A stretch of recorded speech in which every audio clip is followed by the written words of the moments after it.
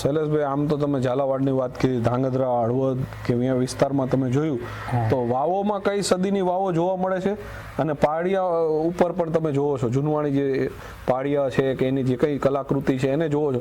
તો આ આખો વિસ્તાર છે ને ઝાલાવાડ આપણે કહીએ છીએ. આમ તો આ જે તે વખતે સ્ટેટમાં ઝાલાવાડ તરીકે જ આપણે ઓળખાય ને આ શબ્દો અત્યારે આપણે કહીએ છીએ કે ભાઈ આ સુરેન્દ્રનગર જિલ્લો, પણ જે તે સમયે મિત્રો આ ઝાલાવાડ તરીકે ઓળખાય. હવે ઝાલાવાડમાંથી પણ અત્યારે થોડું વિભાજન થયું છે, હળવદ મોરબીમાં ગયું છે, ધાંગધ્રા સુરેન્દ્રનગર હાલના ઓલા સમય પ્રમાણે. પરંતુ આની જ્યારે બોર્ડર એરિયાની હું તમને વાત કરું ને તો છેક જે સુરેન્દ્રનગર જિલ્લાના જે બોર્ડર હોય આ બાજુ પાંચાળ વિસ્તાર અને ઝાલાવાડ વિસ્તાર, પછી ત્યારે થોડા આ બાજુ આવો તો વઢવાણ તરફ, આ બાજુ પાટડી તરફ દેગામ. તમને કહું, ઝાલાવાડ જે છે ને એ હળવદ, ધાંગધ્રા, લીમડી, લખતર, વઢવાણ અને આનીકોર, વાંકાનેર અને આનીકોર છે સાણંદથી માંડીને છે કટોસણ સુધીનો જે ભાગ હતો ને એ વખતની અંદર ઝાલાવાડ પ્રાંત તરીકે ઓળખાતો. અને આમાં ઘણા ખરા નામ ચતુરભાઈ એવા હશે કે જે હું અત્યારે આમાં લઈ શક્યો ન હોય, પણ ઝાલાવાડનો પ્રાંત બહુ મોટો હતો. એટલે મિત્રો આ જે વાત થઈ ને એ ઝાલાવાડ વિસ્તારની વાત છે. એમાં અત્યારે હાલ પૂરતું વાંકાનેર નહીં, પરંતુ જે તે વાંકાનેરના ગામડાઓ આવતા હોય, ચોટીલાના ગામડાઓ આવતા હોય, આ બાજુ મૂડીના ગામડાઓ આવતા હોય, એ જે વિસ્તાર હતો ને એ સમગ્ર ઝાલાવાડ સ્ટેટ તરીકે ઓળખાતો જે તે રાજાશાહી વખત. હાલ આપણે અહીંના સ્થાપત્યો છે ઝાલાવાડમાં સ્થાપત્ય કે ઝાલાના જેટલા સ્ટેટ હતા ને, ઝાલાના જેટલા રાજ હતા એ સંપૂર્ણ બધા ભેગા થઈને એક ઝાલાવાડ પ્રાંત કહેવાતો. અને એ ઝાલાવાડ પ્રાંતમાં જ જે સ્થાપત્ય છે, શિલ્પો છે, એને ઐતિહાસિક ઇમારતો છે, એમની નજરે જે શૈલેષભાઈ છે એમને જે ડિજિટલ પ્લેટફોર્મ પર મૂકેલા છે એમની સાથે આપણે વાર્તાલાપ કરી રહ્યા છે. તમે દર્શક મિત્રો જોઈ રહ્યા છો ત્યારે શૈલેષભાઈને આપણે આગળ વાતનો દોર. શૈલેષભાઈ, એ ઉપરાંત આપણે ધાંગધ્રા ઉપરાંત બહાર જઈએ તો સ્થાપત્યો કઈ પ્રકારના જોવા મળે છે અને એમાં શું વિશેષતા જોવા મળે? સ્થાપત્યની અંદર આપણે એમ કહેવાય કે અનેક પ્રકારના સ્થાપત્યો, ખાસ કરીને આપણે જે ઝાલાવાડ જે છે એની અંદર અનેક પ્રકારના સ્થાપત્યો જે છે આવેલા છે. વાવ છે અને વાવની અંદર પણ એમ કહેવાય કે 4 પ્રકારની વાવ છે, બરોબર. એ બધા અત્યારે આપણે હજુ કહીશું તો લાંબુ બહુ થઈ જશે. અરે કો દર્શક મિત્રો જોવે, 4 વાવના નામ આપણે કંઈક આવ્યા તો જ્યાં પ્રકારની, બીજા પ્રકારની, ત્રીજા પ્રકારની, એ એમ કહેવાય કે 4 પ્રકારની વાવ હોય છે. જેની અંદર એમ કહેવાય કે જે જ્યાં પ્રકારની હોય જે છે, બરોબર, એની અંદર ફક્ત એમ કહેવાય કે એક જ સીડી હોય છે, બરોબર. આથી આપણે જે વાવ છે એ છે જે હમણાં તમને કદાચ આગળના વ્લોગમાં દેખાડશે પણ, બરોબર. તો જે આ પ્રકારની જે છે એમાં એક સીડી હોય છે, પછી જે એમાં 2 સીડી ઉતરવાની હોય, જેમાં પ્રવેશ દ્વાર હોય, તો એ અલગ અલગ પ્રકારની એમ કહેવાતી હોય છે.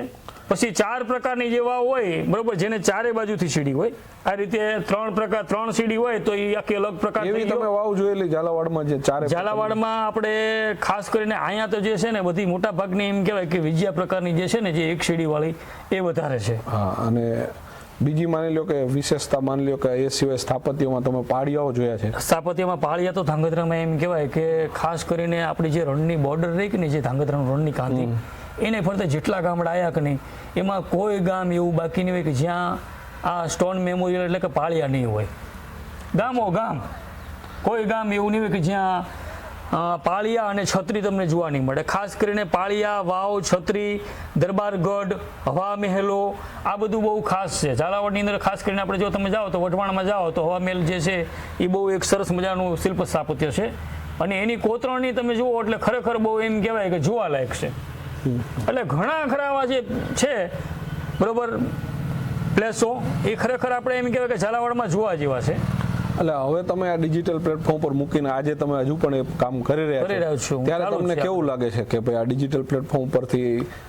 જો તમને એક વાત કહું ચતુરભાઈ, મારું આ ડિજિટલ પ્લેટફોર્મમાંથી મૂકવાનો એક અર્થ એ છે કે ઘણી ખરી વાવ જે છે એને એક જેમ આપણે ઝવેરચંદ મેઘાણીએ કામ કર્યું હતું, બરોબર. એમને જો આ પુસ્તકોને વિશે વિમોચન કરીને એમને જો આ બધો સાહિત્ય, લોક સાહિત્ય ભેગું ન કર્યું હોય તો આજે આપણી પાસે લોક સાહિત્ય આટલું બધું જે પ્રખર જે છે એ ન હોય.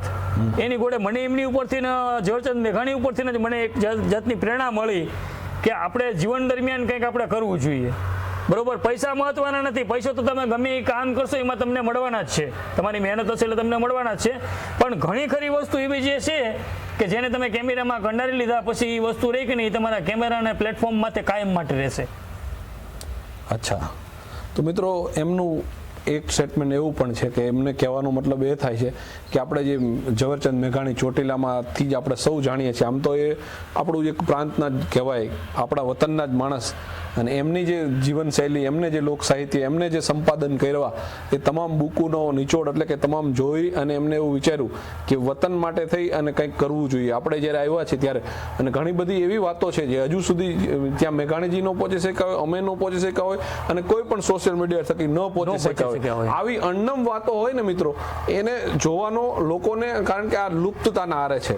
આપણે સૌ જાણીએ છીએ કે પ્રાચીન સંસ્કૃતિના જે કંઈ શિલ્પો હતા, ઇમારતો હતી, બિલ્ડિંગ હતી, આ તમામ વસ્તુઓ લુપ્તતાના આરે છે અને આપણે એને બચાવવાનો પ્રયત્ન કરી રહ્યા છીએ. શૈલેષભાઈએ શું કામ એમને વાત કરી કે ભાઈ કોઈક સાંસ્કૃતિક વારસોની વસ્તુ હોય, કોઈ વિગત હોય, એની માહિતી હોય, એમને જે કંઈ જડ્યું, જે કંઈ એમના વિચારો પ્રમાણે માહિતી આપી, એ પ્રમાણે ગામ લોકોના પ્રમાણે જે કંઈ મળ્યું એમને એમના સોશિયલ મીડિયા પ્લેટફોર્મ થકી મૂક્યું અને ત્યારબાદ દર્શક મિત્રો કાયમી જોઈ શકે.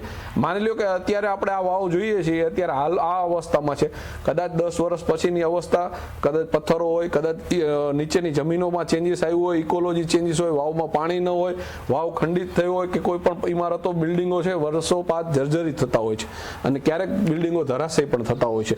આવી ઇમારતોને જોવા મળે એના હેતુથી તમે આ મૂકેલું અને આજે તમે મેં કહ્યું એમ કે ઝાલાવાડની એક એક વાતો એમથી વાકેફ છો અને સૌ દર્શક મિત્રો જાણીએ છે. ભાઈ 100 વર્ષથી માંડીને તે 1031 વર્ષ જૂની વાવો પણ એમ કહેવાય કે મારા યુટ્યુબ ચેનલના માધ્યમે એમ કહેવાય કે વિડીયોની અંદર કંડારેલી છે. આપણે ધાંગધ્રાની બાજુની અંદર કંટાવા કરીને એક ગામ છે. જો કે આમ તો ગામ નવું છે બનેલું, પહેલાં ત્યાં બધા જે પથ્થરનું જે કામ કરતા ને ખાણિયા, એ બધા ખાણિયા અહીંયા રહેતા અને એ ખાણિયા જે છે એ અહીંયા પોતે એમ કહેવાય કે એક નાનું એવું ગામની રચના કરેલી અને એ ગામની બિલકુલ બાજુની અંદર એમ કહેવાય કે જુનવાણી કંટાવા વાવ તરીકે એ વાવના નામ ઉપરથી ગામનું નામ કંટાવા પડેલું અને એ વાવ એમ કહેવાય કે આજની તારીખે પણ હજી હાલમાં પણ મોજૂદ છે. અને ધાંગધ્રામાં સૌથી એમ કહેવાય કે જૂનામાં જૂનું જો કોઈ શિલ્પ સ્થાપત્ય હોય તો બરોબર એ 1031 વર્ષ જૂની વાવ જે છે બરોબર, એ પણ જોવા જેવી છે.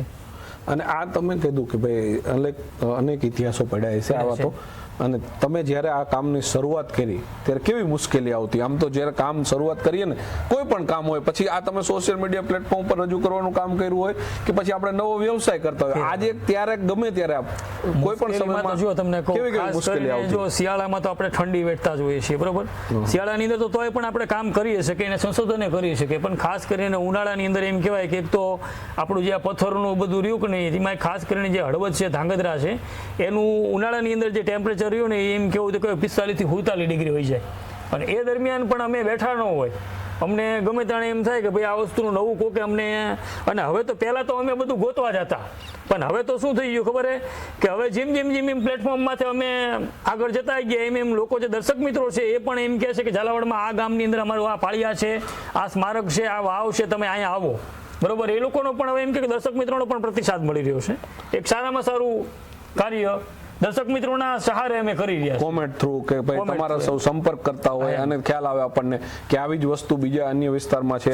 અત્યારે તમારા જે કંઈ માન લો કે તમે પ્લેટફોર્મ પર મૂક્યું, ઇન્ટરનેશનલ બહારથી બેઠેલા લોકો જોતા હોય અને તમારા સંપર્કમાં આવ્યા હોય અને તમે કેવી અનુભૂતિ કરો છો? ભાઈ આ લોકો નવા મિત્રો ઘણા હોય, સોશિયલ મીડિયા થકી તમારા મિત્રો ખાસ કરીને જે કોમેન્ટો આવતી હોય ને તાણે અમને એમ ઘણો એમ કહેવાય કે ગર્વ થતો હોય કે એક ધાંગધ્રા માટે અને ઝાલાવાડ માટે એક આપણે સારામાં સારું કામ કરી રહ્યા છીએ અને આ ધરતી માટે આપણે કંઈક કરી રહ્યા છીએ. બાકી એક વિચાર કરો કે જન્મ લીધા પછી કોઈ અમર તો છે નહીં, વહી તો જવાના જ છે.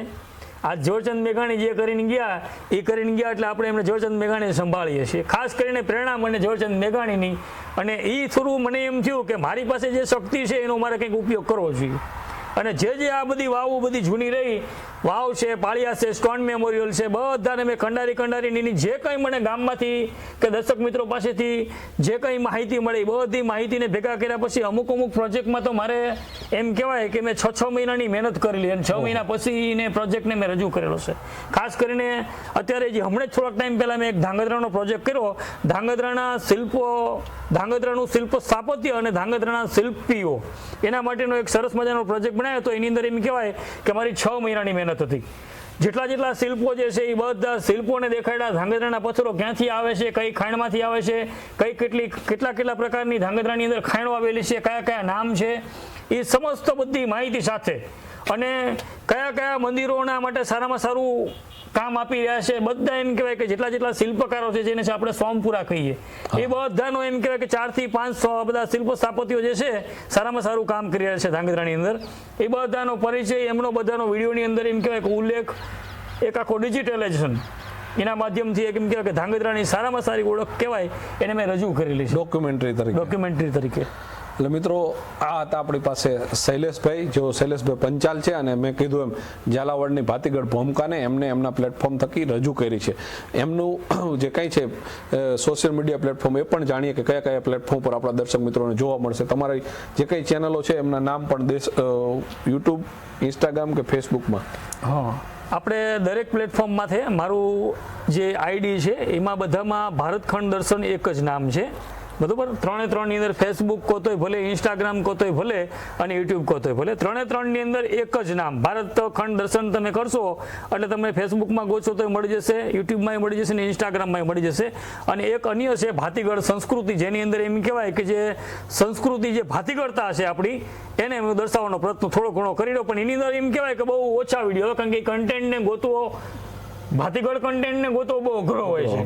જેવો કે આ શિલ્પ સ્થાપત્ય તમને ગમે ત્યાં અચૂક તમને મળે, પણ જે ઓલી બધી કળા જે રહી ને ભાતીગળ બધી કળા રહી એ બધી ગોતી થોડીક અઘરી છે. સાચી વાત છે, કારણ કે દર્શક મિત્રો જે આપણે વાત કરીએ કે ભાતીગળ લોકમેળો અહીંયા યોજાય છે, તરણેતરનો મેળો હોય, એમાં ગ્રામ્ય સંસ્કૃતિના દર્શન હોય, પછી કચ્છ પહેરવેશ હોય કે પછી ઝાલાવાડી હુડો રાસ હોય, આવી જે સંસ્કૃતિની ઓળખ છે ને તે ત્યાં જોવા મળશે. અને તમે હજુ સુધી જો આ ચેનલને લાઈક, ફોલો અને સબસ્ક્રાઇબ ન કરી હોય સૌથી પહેલા એ કરો, કારણ કે એમની ચેનલો તો છે જ, અહીંયા જોવો છો એ પણ ચેનલો છે અને એ પણ ચેનલો થકી આવા જ અવનવા એપિસોડ અને આવા જ અવનવા જે સ્થાપત્ય શિલ્પ અથવા સિંગરના કે એપિસોડ જોવા માટે અમારી ચેનલને હજુ સુધી તમે જો લાઈક, ફોલો અને સબસ્ક્રાઇબ ન કરી દો તો સૌથી પહેલા એ કરો.